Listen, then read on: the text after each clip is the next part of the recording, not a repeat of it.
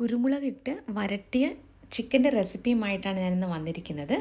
അപ്പോൾ എല്ലാവർക്കും ഡെലിഷ്യസ് റെസിപ്പീസിൻ്റെ പുതിയൊരു വീഡിയോയിലേക്ക് വീണ്ടും സ്വാഗതം. അപ്പോൾ ഇത് തയ്യാറാക്കാനായിട്ട് വെളിച്ചെണ്ണ എടുക്കാം.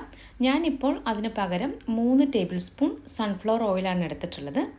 എണ്ണ നന്നായിട്ടൊന്ന് ചൂടായി വന്നു കഴിയുമ്പോൾ 1 ടേബിൾ സ്പൂൺ വെളുത്തുള്ളി ചതച്ചതും 1 ടേബിൾ സ്പൂൺ അളവിൽ തന്നെ ഇഞ്ചി ചതച്ചതും ചേർത്തിട്ട് ഒന്ന് ഇളക്കി കൊടുത്ത ശേഷം നമുക്കിതിലേക്ക് അടുത്തതായിട്ട് സവാളയാണ് ചേർക്കേണ്ടത്. ഞാനിവിടെ മീഡിയം വലുപ്പത്തിലുള്ള 2 സവാളയാണ് എടുത്തിട്ടുള്ളത്.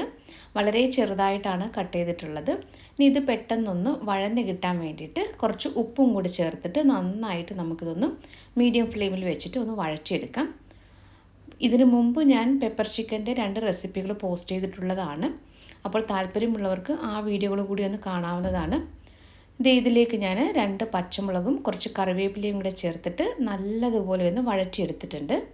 ഇനി ഇതിലേക്ക് നമുക്ക് 1/4 ടീസ്പൂൺ മഞ്ഞൾപ്പൊടി, 1.5 ടേബിൾ സ്പൂൺ മല്ലിപ്പൊടി, 2 ടേബിൾ സ്പൂൺ കുരുമുളക് പൊടി, 1/2 ടീസ്പൂൺ ഗരം മസാല, 1 ടീസ്പൂൺ പെരുംജീരകപ്പൊടി ഇത്രയും ചേർത്തിട്ട് ചെറിയ തീയിൽ വെച്ചിട്ട് വേണം ഈ പൊടികളെല്ലാം നന്നായിട്ട് ഒന്ന് മൂപ്പിച്ചെടുക്കാനായിട്ട്. പൊടികൾ മൂത്ത് വന്ന് കഴിയുമ്പോൾ നമുക്കിതിലേക്ക് 4 ടേബിൾ സ്പൂൺ തൈര് ചേർക്കാം. തൈര് ചേർത്തിട്ട് നല്ലതുപോലെ ഒന്ന് ഇളക്കി കൊടുക്കാം. ഇനി മസാല നന്നായിട്ട് ഡാർക്ക് ആകുന്നത് വരെ ഒന്ന് ഇളക്കി കൊടുത്തുകൊണ്ടിരിക്കണം. അപ്പോൾ ഇവിടെ ഇത് നല്ലതുപോലെ ഒന്ന് ഇളക്കി യോജിപ്പിച്ചിട്ടുണ്ട്. ഈ മസാലയുടെ കളറൊക്കെ നല്ലതുപോലെ ഒരു ഡാർക്കായിട്ട് വന്നിട്ടുണ്ട്. ഇനി ഇതിലേക്ക് നമുക്ക് ചിക്കനാണ് ചേർക്കേണ്ടത്. ഞാനിപ്പോൾ ഇവിടെ 1 കിലോ ചിക്കനാണ് ചേർക്കുന്നത്. വളരെ ചെറിയ കഷ്ണങ്ങളായിട്ടാണ് മുറിച്ചിട്ടുള്ളത്. ഉപ്പും കൂടി ചേർത്തിട്ട് നന്നായിട്ട് ഇതൊന്ന് ഇളക്കി കൊടുക്കാം. ഏകദേശം ഒരു 2 മിനിറ്റ് ഈ ചിക്കൻ ചേർത്തിട്ട് ഹൈ ഫ്ലെയിമിൽ വെച്ചിട്ടാണ് ഇതൊന്ന് ഇളക്കി കൊടുക്കുന്നത്. അപ്പോൾ 2 മിനിറ്റിന് ശേഷം ഇത് മീഡിയം ഫ്ലെയിമിലേക്ക് മാറ്റിയിട്ട് നമുക്കിതൊന്ന് അടച്ചു വയ്ക്കണം. അപ്പോൾ ഞാനിവിടെ ഇത് മീഡിയം ഫ്ലെയിമിൽ ഇതൊന്ന് അടച്ചു വയ്ക്കുകയാണ്.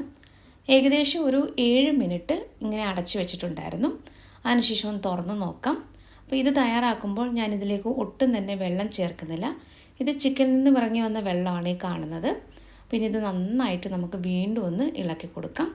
ഇനി ഇത് നമുക്ക് വീണ്ടും നല്ലതുപോലെ ഒന്ന് മിക്സ് ചെയ്ത ശേഷം അടച്ചു വെച്ചിട്ട് ചിക്കൻ പാകത്തിന് വേവിച്ചെടുക്കണം. അപ്പോൾ ഇടയ്ക്ക് തുറന്നിട്ട് ഇളക്കി കൊടുക്കാൻ മറക്കരുത്. കാരണം ഇതിൽ ഒട്ടും തന്നെ വെള്ളം ചേർക്കാതെയാണല്ലോ നമ്മൾ തയ്യാറാക്കുന്നത്. ഇതിപ്പോൾ ഒരു നോൺ സ്റ്റിക്ക് കടായ ആയതുകൊണ്ട് അടിയിലൊന്നും പിടിക്കില്ല. എങ്കിലും ഇടയ്ക്കൊന്ന് തുറന്ന് ഇളക്കി കൊടുക്കണം. അപ്പോൾ ഞാൻ ഇത് അടച്ചു വയ്ക്കുകയാണ്. ഇനി ചിക്കനൊക്കെ വെന്ത് ചാറൊക്കെ നന്നായിട്ട് കുറുകി വരുന്ന ഈ സമയത്ത് നമുക്കിതിലേക്ക് കുറച്ച് കുരുമുളക് പൊടിയും കൂടെ ചേർക്കണം. ഞാനിപ്പോൾ ഇവിടെ 1/2 ടേബിൾ സ്പൂൺ കുരുമുളക് പൊടിയാണ് ചേർത്തിട്ടുള്ളത്. നന്നായിട്ട് ഇതൊന്ന് ഇളക്കി കൊടുക്കാം. ഇനി ഇത് തുറന്ന് തന്നെ വെച്ചിട്ട് നല്ലതുപോലെ ഇതൊന്ന് ഡ്രൈ ആക്കി എടുക്കണം. അപ്പോൾ ഇത് നമുക്ക് ഗ്രേവി ടൈപ്പായിട്ടും തയ്യാറാക്കാവുന്നതാണ്. ഞാനിപ്പോൾ ഇതുപോലെ നന്നായിട്ടൊന്ന് വരട്ടിയെടുക്കുകയാണ്. അപ്പോൾ ഇന്നത്തെ റെസിപ്പി എല്ലാവർക്കും ഇഷ്ടമായെന്ന് കരുതുന്നു. മറ്റൊരു റെസിപ്പിയുമായിട്ട് വീണ്ടും വരാം. താങ്ക്